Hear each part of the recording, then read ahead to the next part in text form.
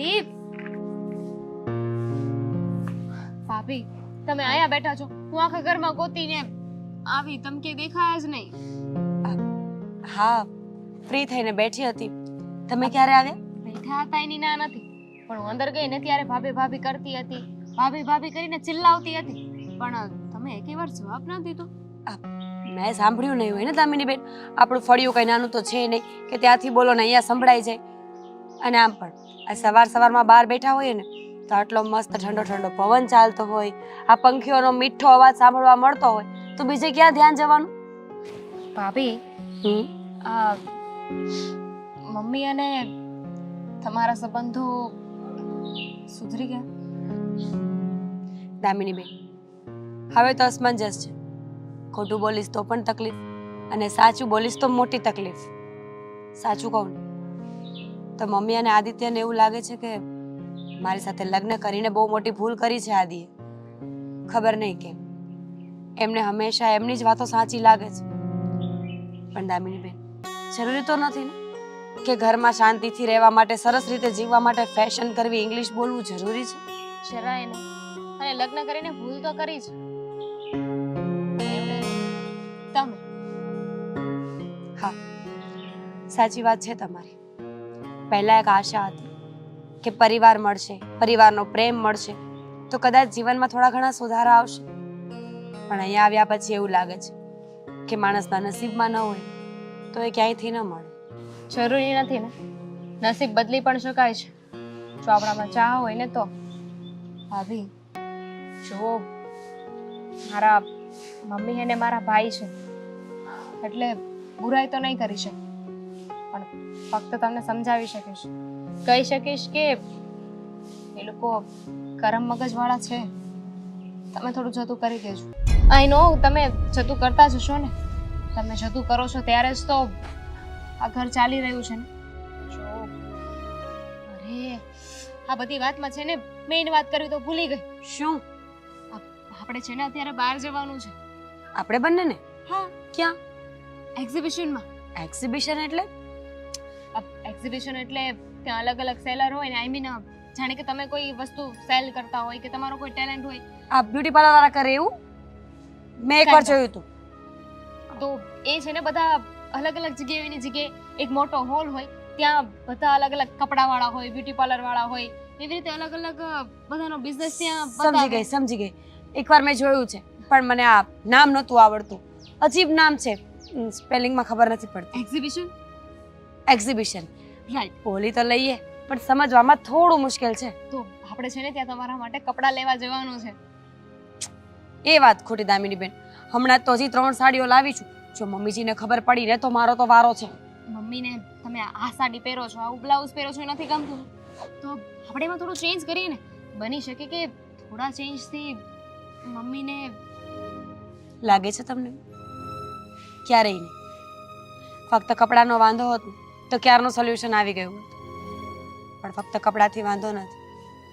માણસને તમારામાં કોઈ ખામી કાઢવી હોય ને તો એ કોઈ પણ વાતથી કાઢી શકે. સાડી તો તમે પણ પહેરો છો.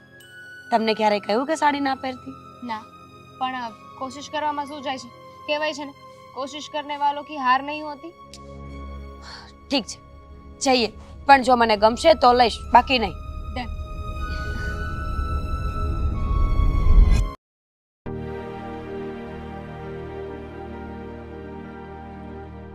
હાજી હાજી, હા ઠીક છે. હા, હું હમણાં તમને વાત કરીને જાણ કરું. હા હા. આદિ, હા? આ પેલા મોડલ ટ્રેડર્સ વાળાનું પેમેન્ટ કરવાનું તો એનું શું થયું છે? થઈ ગયું છે? અરે ના, તો હું ભૂલી જ ગયો હતો. હા, ફોન આવ્યો હતો. ખાઈ નહીં, ફોન કરી દઉં છું ને, થઈ જશે. કઈ વાંધો નહીં, પણ તું ધ્યાન આપ ને. ક્યાં ધ્યાન રહે છે તારું? અરે હા, હમણાં નવી પાર્ટીઓ સાથે મીટિંગ કરું છું ને એમાં આ જૂના લોકોનું ક્યારેક ભૂલાય છે. એમાં શું થઈ ગયું, અત્યાર સુધી રેગ્યુલર પેમેન્ટ જ આપ્યું છે ને. અરે પણ તું એમાં આટલો બધો ગુસ્સે શેનો થાય છે? હું તો જસ્ટ પૂછું છું. આ જુઓ જીજાજી, આ છે ને ગુસ્સે નથી થતો.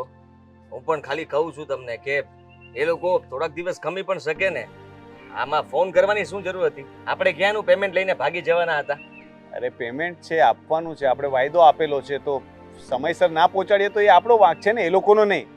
અને મને એવું કેમ લાગે છે કે તું વધારે ટેન્શનમાં રહી છે ને ગુસ્સો તને વગર વાતનો વધારે આવે છે આજકાલ? એવું કઈ નથી.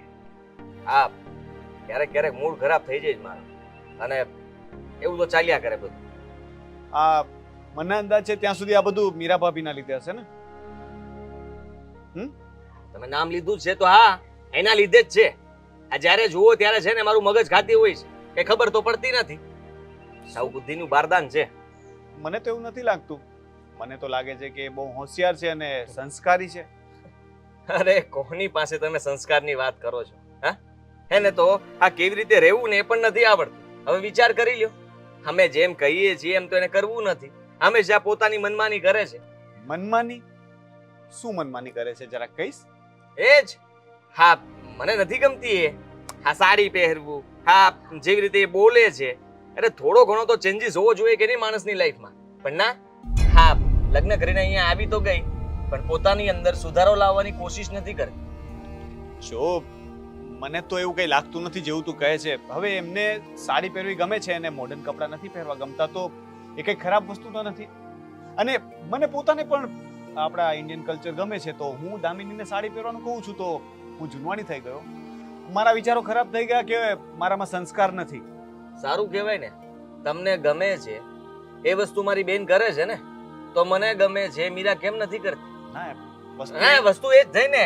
તમને જે વસ્તુ ગમે છે એ બેન કરે છે એટલે તમે ખુશ છો, અને હું જે ધારું છું એ થતું નથી, તો પછી હું ખુશ ક્યાંથી હોવાનો? હંમેશા મગજમારી થાય છે એની સાથે. તાળી એક હાથે નથી વાગતી આદિ.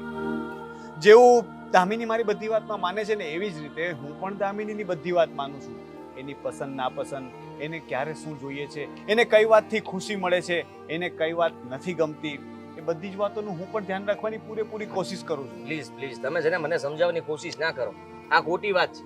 આપણે બિઝનેસ પાર્ટનર છીએ ને એ બરાબર છે, અને તમે આ રીતના મીરાનો પક્ષ લ્યો છો ને એ મને બિલકુલ પસંદ નથી. કાલ સવારે મારાથી તમને કઈ કહેવાય જાય ને તમને ખોટું લાગી જાય, તમે આ ઘરના જમાઈ છો અને જમાઈનું અપમાન ના કરે એટલી મને ખબર પડે છે. જો હું જસ્ટ તારી સાથે વાત કરું છું અને મને એ બધી વાતોમાં ખોટું નથી લાગતું, એ તને પણ ખબર છે. મને એવું કે જો બે વાત કરવાથી તમારા ઘરમાં શાંતિ રહેતી હોય તો બોલવામાં કઈ વાંધો નથી. અને ખરેખર જોવા જઈએ ને તો મીરા ભાભીનો કઈ વાંક નથી. તમને એવું લાગે છે? મારા મમ્મીને પૂછી લો કેટલા વાંક છે ને, એ તમને લિસ્ટ બનાવીને આપી દેશે, અને લિસ્ટ તમે વાંચશો ને ત્યારે તમને ખબર પડશે કે ઓહો, ખરેખર મીરા આવી રીતે રહે છે. એવું નથી આદિભાઈ. જો આપણે વાંક કાઢવા જ બેસીએ ને તો દુનિયામાં કોઈ એવી વ્યક્તિ જ નથી કે જેનો વાંક ન કાઢી શકાય. કારણ કે મને જે વસ્તુ ગમે છે તમને ના ગમતી હોય, અને તમને જે ગમે છે મને ના ગમતી હોય, તો મારા માટે તમારી વસ્તુ ખરાબ થઈ, તમારા માટે મારી એ વાત ખરાબ થઈ. તો વાંક કાઢવા તો બહુ ઈઝી છે, પણ કામ એડજસ્ટ કરવું કોઈની સાથે. આટલું બધું જ્ઞાન શું કામ આપો છો?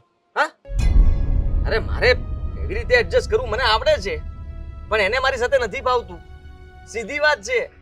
જો એને મારી સાથે ફાવતું હોત ને તો હું કે તેમ કરત, કારણ કે હું એનો પતિ છું, અને પતિની ઈચ્છા પૂરી કરવી એ પતિનો ધર્મ હોય છે ને. તો ક્યાં ગયો એ ધર્મ? નથી. અરે આ બધું જ્ઞાન તમે એને બેસાડીને આપો એક દિવસ, તો એને ખબર પડે કે કેવી રીતે રહેવાય. આ દામિની મારી બેન કેવી રીતે રહે છે શીખવાડો એને. જુઓ, અમે બંને એ જ કોશિશ કરીએ છીએ કે તમારા ઘરમાં કઈ રીતે સારું વાતાવરણ રહે. દામિની મીરા ભાભીને પણ સમજાવવાની કોશિશ કરે જ છે, બટ સમજવું થોડુંક આપણે પણ પડે. મેં કહ્યું ને કે તાળી એક હાથે ન વાગે. ઠીક છે, મારે તાળી એક હાથે વગાડવી પણ નથી. હું જેવી રીતે રહું છું ને એવી રીતે જ રહીશ. અને હા, મીરાની વાત તો હવે તમે બીજી વાર કરતા જ નહીં. આપણે કામની વાત કરીએ અને કામ પતાવીએ. ચાલ પેલા તો તને ચા પીવડાવું, તું ઠંડો પડ, ગુસ્સે ના થા.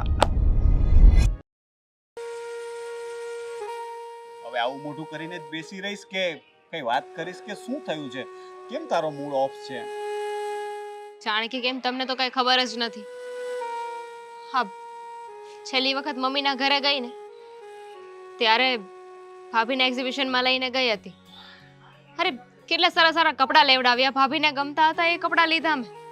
અને એ પણ જેવું મમ્મી કહેતા હતા ને કે આજકાલની વહુઓ પહેરે છે એવી રીતે ગાઉન લીધું, અને સારી સારી સાડીઓ પણ લીધી, ડિઝાઇનર સાડી પણ લીધી.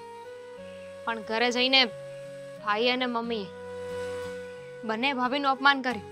કહે છે કે કપડાં ચેન્જ કરવાથી તારી રહેણી કેણી, તારી બોલી આ બધું નહીં બદલાઈ જાય. હા, તો એમને પૂછવું જોઈએ ને કે હવે કરવાનું છે શું? તમને લોકોને કોઈ વસ્તુ ગમતી નથી. પહેલા કહે છે કે મીરા ભાભી મોડર્ન નથી એટલે જ તકલીફ છે, અને હવે તે મોડર્ન કપડાં લઈ આપ્યા તો કહે છે કે તને સૂટ નથી કરતા, તને પહેરતા નથી આવડતું, તારી રહેણી કહેણી આવી નથી. એકચ્યુઅલમાં આ લોકોને પ્રોબ્લેમ શું છે ખબર છે? એમને છે ને ગમે તે વાતમાં વાંક કાઢવા જોઈએ છે. આ તો સારું છે કે મારા વાંક કાઢવાનું શરૂ નથી કર્યું, બાકી તને પણ ચડાવશે કે રોનક કુમાર તો આવા છે, રોનક કુમાર તો તેવા છે, એમને ભાન નથી પડતી, બિઝનેસની ખબર નથી પડતી. મને તો મમ્મીનું નથી સમજાતું. અરે મમ્મી જ તો પોતે લગ્ન કરાવીને ભાભીને ઘરે લઈ આવ્યા હતા.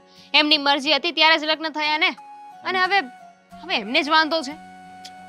અને એમણે એ પણ જોવું જોઈએ ને કે મમ્મીના આવા સ્વભાવના લીધે આદિભાઈને કોઈ છોકરી નહોતું આપતું. એ તો આપણને બધાને જ ખબર છે ને, નહીતર તો એમના અરેન્જ મેરેજ ક્યારના થઈ ગયા હોત. એના માટે થઈને તો આપણે અનાથ આશ્રમમાંથી છોકરી લાવવી પડી. અને ભગવાનની દયા કે મીરા ભાભી જેવી સારી છોકરી મળી ગઈ, છતાં પણ એ લોકોને તો બસ એમાં પણ વાંધા વચકા જ કાઢવા છે. રોનક, હવે શું કરવું ને મને એ નથી સમજાતું. જો આવું ને આવું ચાલતું રહ્યું ને તો એ લોકો ભાભીને વધારે હેરાન કરી શકે એમ છે. જો આપણે આપણી બનતી કોશિશ તો કરીએ જ છે. હું વારે ઘડી આદિને સમજાવવાની કોશિશ કરું છું કે મીરા ભાભી સાથે થોડું સારું વર્તન કરે, કારણ કે મમ્મી તો કેવું છે કે હવે આ પાકા ઘડે કાંઠા નહીં ચડે, પણ આદિ તો સમજી શકે ને. અને મેં એને કહ્યું કે તાળી છે ને એક હાથે નથી વાગતી. જેમ હું ને દામિની એકબીજાને કમ્ફર્ટેબલ થવાની કોશિશ કરીએ છીએ, એવી રીતના તમે પણ કોશિશ કરશો તો એકબીજા સાથે કમ્ફર્ટેબલ થઈ જશો. પણ ના, એને તો કોશિશ જ નથી કરવી. એ એવું ઈચ્છે છે કે બધો જ બદલાવ મીરામાં જ થવો જોઈએ. મમ્મી સુધરી પણ જાય, પણ જો ભાઈ સાથ આપે ને તો. ભાઈ છે ને પોતાની પત્નીનો સાથ આપવો જોઈએ, ભાભીનો સાથ આપવો જોઈએ. જો એ ભાભીની સાઈડ લઈને તો મમ્મી કઈ ના બોલી શકે. એક વાત સારી છે દામિની કે તું તારા પરિવાર ઉપર નથી ગઈ. જો તારો સ્વભાવ પણ તારા ભાઈ કે મમ્મી જેવો હોત તો હું શું કરત? તો આખો દિવસ આપણા ઘરમાં પણ ઝઘડા જ થયા કરતા હોત. પણ સામે તમારા લોકોનો સ્વભાવ પણ એવો નથી ને. એ વાત સાચી છે, પણ મીરા ભાભી પણ એવા તો નથી જ. પણ કેવું છે કે ત્યાં બહુમતી થઈ ગઈ છે, મમ્મી અને ભાઈ બંને એક થઈ ગયા છે, અને મીરા ભાભી બિચારા એકલા પડી ગયા છે. એક કામ કરવું છે, ભાભીને થોડા દિવસ આપણા ઘરે લઈ આવવા છે. પણ રહેવા દો, એમાંય મમ્મીને વાંધો હશે. ત્યાં જઈને હું વાત કરીશ તો કહેશે, અચ્છા હવે મારી લાડકી દીકરીને એના ભાભીનું બહુ દાજે છે. હા, એટલે થશે એવું કે મીરા ભાભીની સાથે સાથે ત્યાંનો કંકાસ પણ આપણા ઘરમાં આવી જશે. રાઈટ. જોઈએ હવે આ બધું સમય પર છોડી દઈએ, કંઈક ને કંઈક રસ્તો તો નીકળી આવશે. હા, આઈ હોપ સો. કારણ કે હવે હું આદિને વધારે કંઈ પણ નથી શકતો. શાળો બનાવીની સાથે સાથે અમે બિઝનેસ પાર્ટનર પર છીએ. હવે જો અમારી વચ્ચે કંઈ પણ મતભેદ થશે તો એનું નુકસાન સીધું ધંધામાં પણ થશે. એટલે હું એને વધારે કંઈ કહું અને એના કરતાં હું છે ને વાતને ટાળવા વધારે કોશિશ કરું છું. ડોન્ટ વરી, તમે આ વાતમાં વચ્ચે નહીં પડતા. ના, જરૂર પડે તો તું મને ગમે ત્યારે કહેજે, પણ જરૂર વગર હું વચ્ચે નહીં પડું. હું થોડું કામ પતાવીને આવું. હા, મારે પણ કામ છે.